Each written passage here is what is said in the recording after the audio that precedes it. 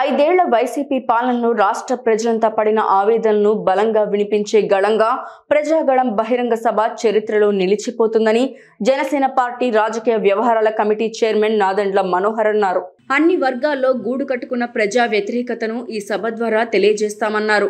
చిలకలూరిపేట సమీపంలోని బొప్పూడి వద్ద ఆదివారం జనసేన, బీజేపీ, తెలుగుదేశం పార్టీల ఆధ్వర్యంలో నిర్వహించబోయే ప్రజాగళం బహిరంగ సభ సమన్వయంపై శనివారం 3 పార్టీల ముఖ్య నాయకుల సమావేశం గుంటూరులో నిర్వహించారు.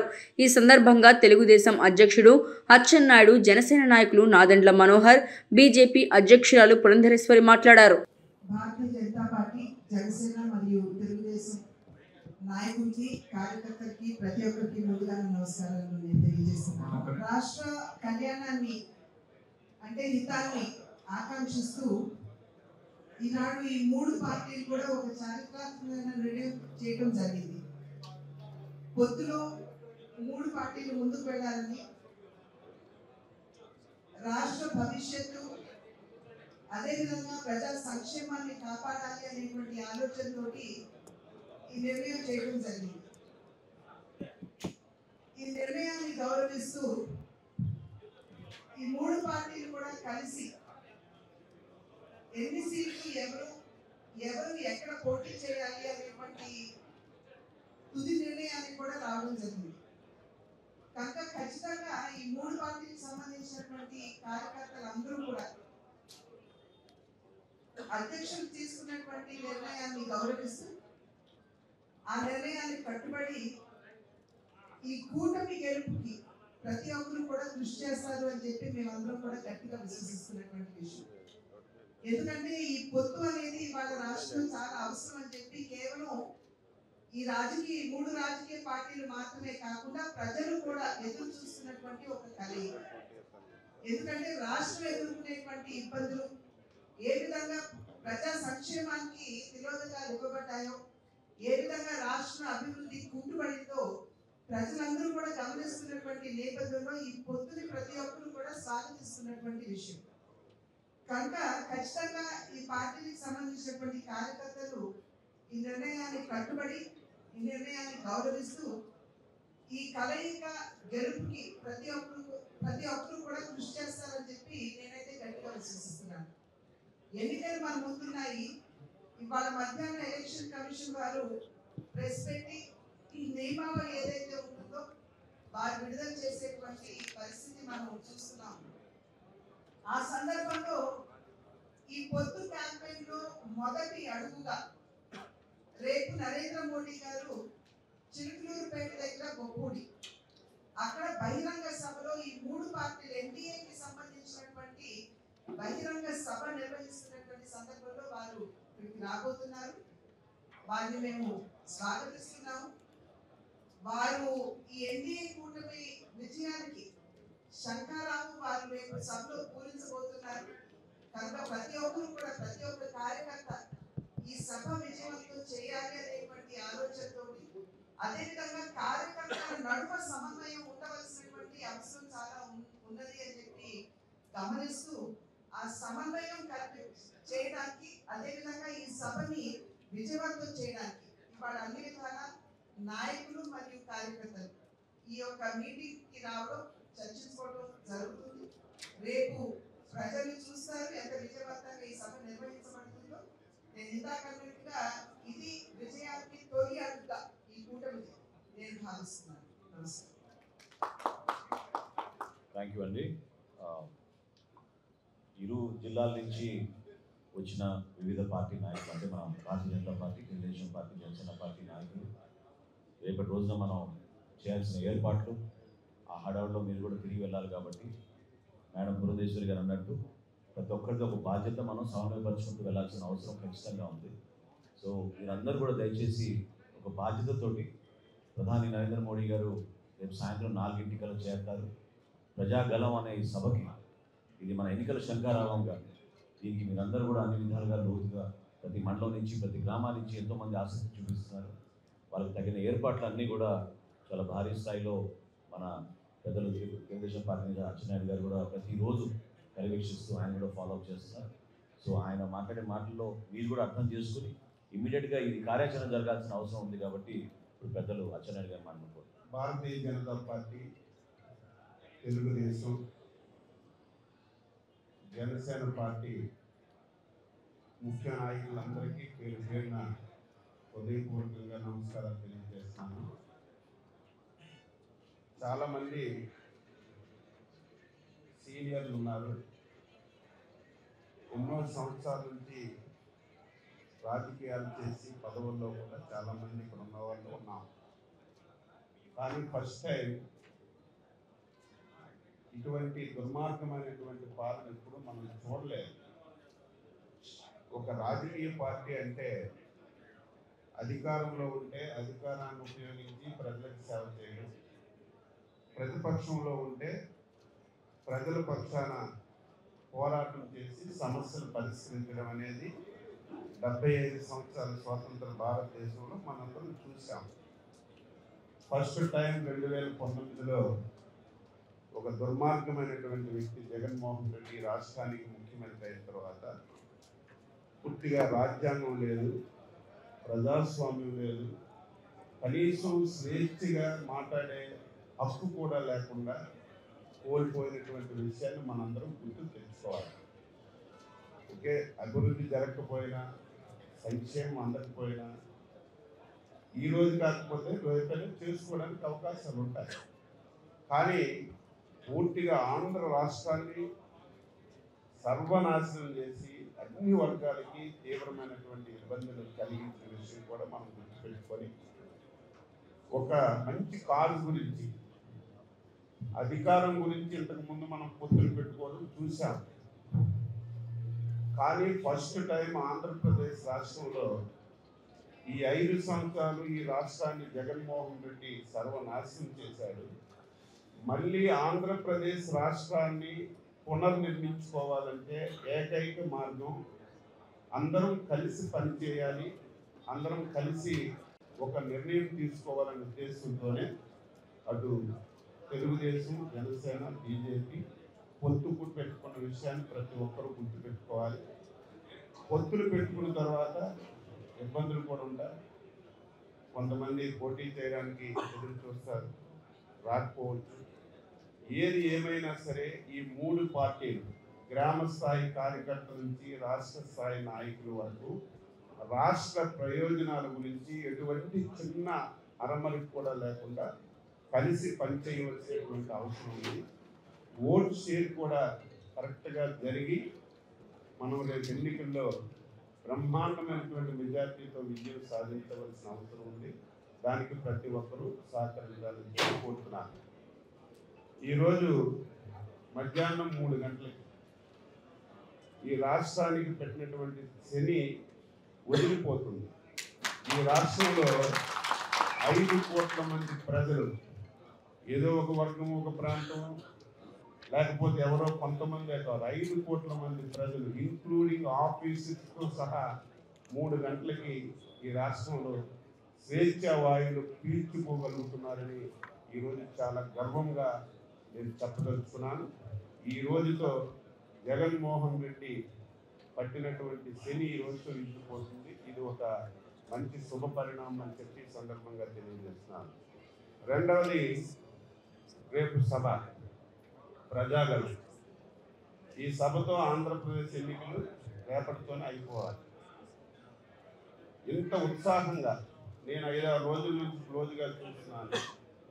ఇంత ఉత్సాహంగా గ్రామాలు పల్లెలు కూడా రావడానికి సిద్ధపడుతున్నారు. మనకు కావలసినటువంటి రవాణా సౌకర్యం ఏర్పాటు చేయగలిగితే రేపు అసలు ఊహకందదు.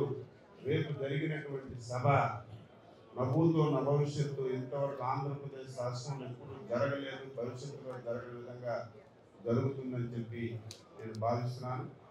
దానికి అందరం కలిసికట్టుగా రేపు సభని విజయవంతం చేద్దాం.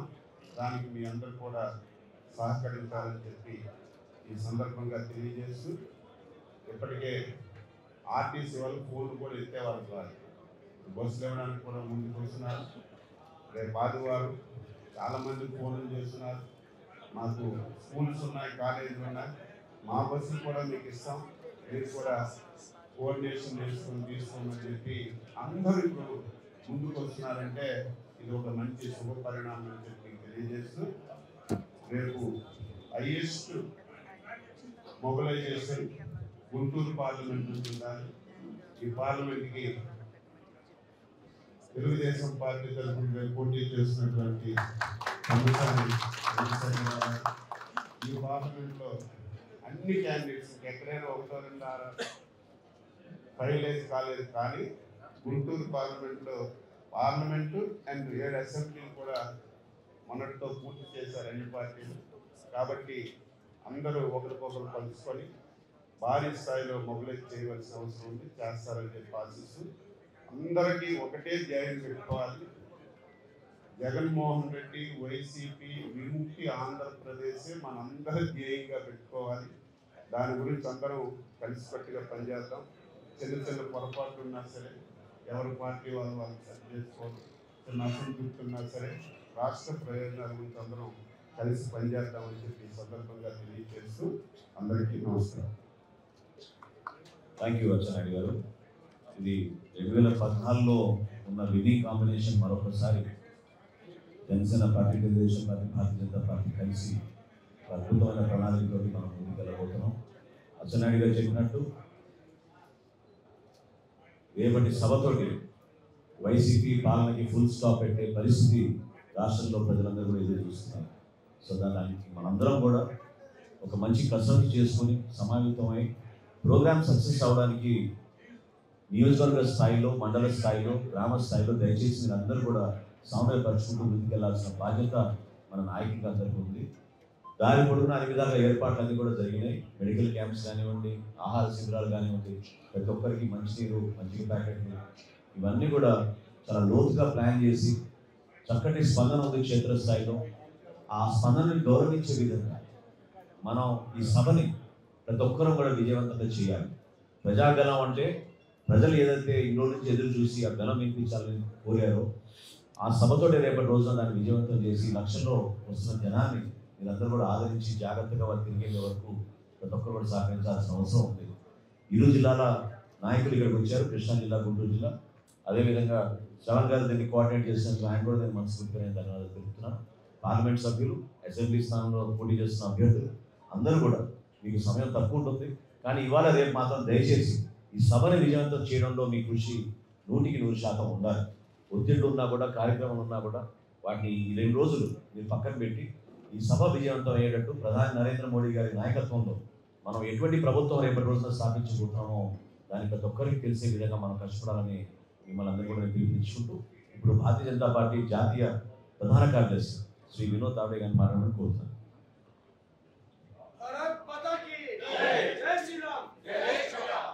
भारतीय जनता पार्टी प्रदेश अध्यक्ष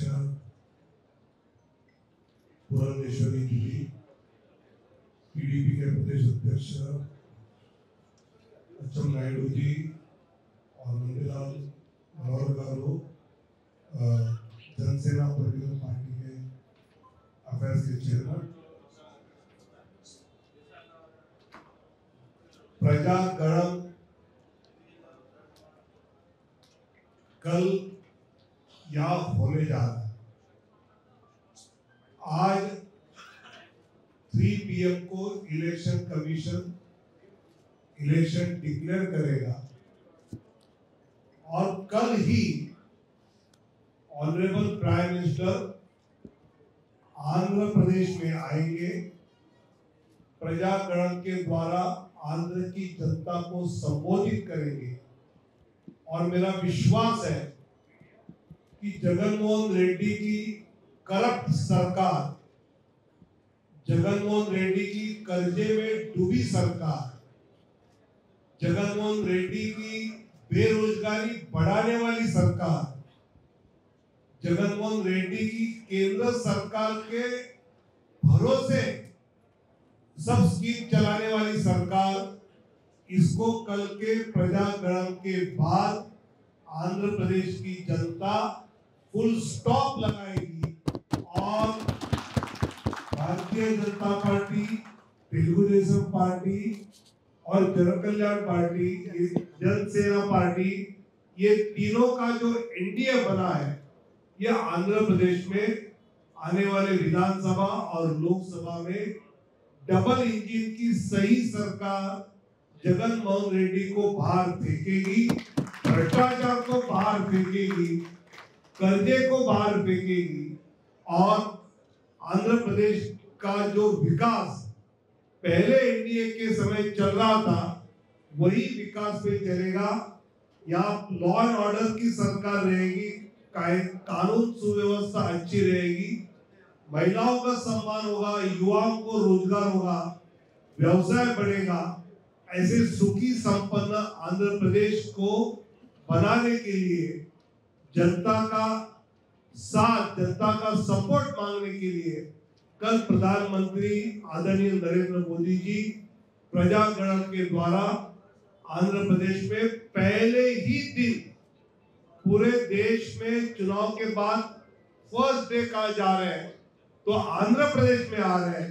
मैं मानता हूं कि ये प्रजागणम बड़ी रैली, बड़ी जनसभा हम सफल बनाने के लिए सब लोग बैठे हैं और मैं आंध्र की जनता को आह्वान करता हूं कि कल आइए और मोदी जी को सुनिए और अपने हित की सरकार बनाने में आपका योगदान दीजिए। धन्यवाद। बहुत बहुत धन्यवाद विनोद जी। రేపటి నుంచి ఖచ్చితంగా వైసీపీ విముక్త ఆంధ్రప్రదేశ్ కోసం మనందరం కూడా కృషి చేయాల్సిన బాధ్యత మనపైన ఉంది. చివరిలో ఓటర్ థ్యాంక్స్ మన వెంపసాని చంద్రశేఖర్ గారిని ఇమ్మనుకోవాలి. 3 డిఫరెంట్ ఎనర్జీస్ ఉన్నటువంటి వ్యక్తులు కలిస్తే ఎంత ఎనర్జీ జనరేట్ అవుతుందనే దానికి సభకు ఉదాహరణ చెప్తా ఉన్నాను. ఈ రాష్ట్రంలో ముందుండి వచ్చే 5 ఏళ్లలో జరగబోయేటువంటి అభివృద్ధికి ఒక శుభ సూచన కావాలని మీ అందరికీ నేను మనస్ఫూర్తిగా కోరుకుంటూ, అదేవిధంగా ఈరోజు రాష్ట్రం గత 5-10 సంవత్సరాల్లో చాలా ఇబ్బంది పడిన వాస్తవం. క్యాపిటల్ కానీ, ఒక పోలవరం కానీ, ఒక రైల్వే జోన్ కానీ, ఒక ఉద్యోగాలు కానీ ఎన్నో ఇబ్బందులు పడుతున్నాం. బీజేపీ వారు మీరు అందరూ కలిసి వచ్చారు, అంతా మీ భూమి అంతా మీ చేతిలోనే ఉంది. మీరు అయోధ్యను నిర్మించినట్టుగా ఈ ఆంధ్రప్రదేశ్ దానికి మేము ఎంత సహాయ సహకారాలు కావాలని మేము అందిస్తామని, అదేవిధంగా మీరు ఇక్కడికి వచ్చినటువంటి ఉత్సాహం ప్రజా సమస్యల తీర్చడంలో కూడా తీసుకుంటారని నేను ఆశిస్తూ అందరికీ కృతజ్ఞతలు తెలుపుకుంటున్నాను. Thank you.